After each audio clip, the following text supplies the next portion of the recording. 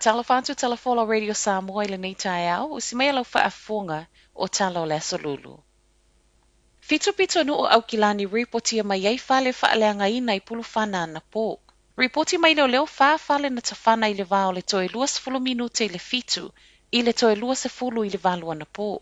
Ma o pito nu una ta ua mai ai o Papa Toe Toe, o Tara, Flatbush, Papakura, Henderson, Mount Albert, ma te tu.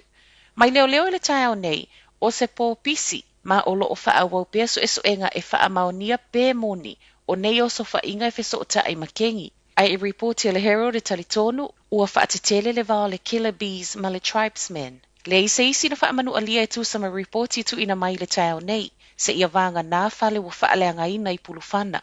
Mai le taitai o le National Christopher Luxon I le tae au nei, wa ia wha iloa ua tatau I le mālo na wha mamafa, ma whaia se isi ngā yo inga ona ua tupu soo, ma o lea ua fitu I le po e tasi. Ua wha atalo sanga ina I fo ia Luxon, ua tatau ona whaia se unit wha pitoa leo, ewa ayala au malosi. So e so ele maliu wha afua sei o le to atasi na reportia mai Mount Albert I Aukilani ana po.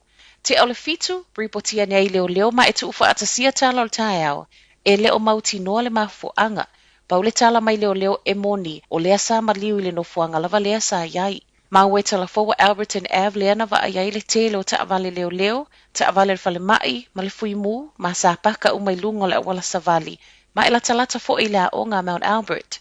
E mawale tino maliu le nei Mount Albert a ua amata wha asolo fo I leo fale tawhana mai ta avale e leo tu I Aukilani ana po. Ua le wha awa wina le apili le malo wha asanga I le wha ai unga le wha masinonga na tu ina mai e soli tu la fono le polo a inga na wha malo si ai tui o leo ma le Defense Force. O leo luai matea upule nei na sulu I le tu la fono masawe le tali e soli tu la fono. Ma o lea na afia I le se lau wono se fulu wha leo, ma le se lau se fulu 5 sui o le Defense Force.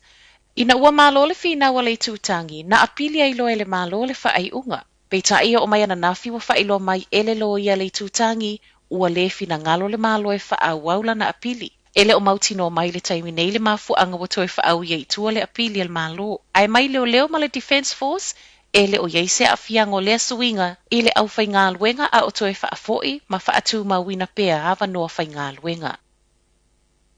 Ua tau fia mo sina taimi te e Allied Health Workers a o ilo ai leo fofo ua tu ina mai District Health Boards po DHBs. Mai le Union Public Services Association le o loo tu mo le tusa ma le se fulu wafe tangata ngā lulue lo fisoa soani I le pito la au le soifua malo loina. O le asona nafi na fola sia tuai leo fofo ma o le so e tu ua tuai I sui. Ua fautuai na fo I le uni sui ia pa lota e talia leo fofo. Whaalia e sui o le DHB Hawke's Bay, le fia I le mali lia mai o le uni e talia le ofo. Ma e le isi tala tele tu ina mai a o talia ai, be talia e tangata whai ngā luenga. O le masina le nei o me, o lo solo te wha solo ato ai tangata ngā lulue ele o fia, ma ua mafua lea ona ua silia ma le tausanga ma le afa. O wha atali pulenga DHBs e se tonu o malienga ai maise o le talo sanga e to ilo o lato tutongi. Ma tala muli, e malosi pui ngō whanau mai tui e tolu o le COVID le Pfizer.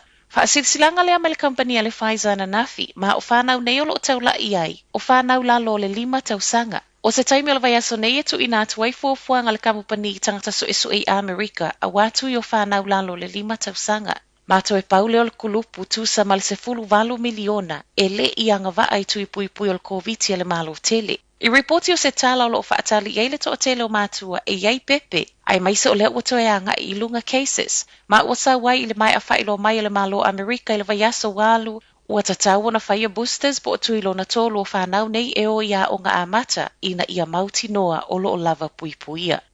O tala na o le tae au, manuia le nei aso.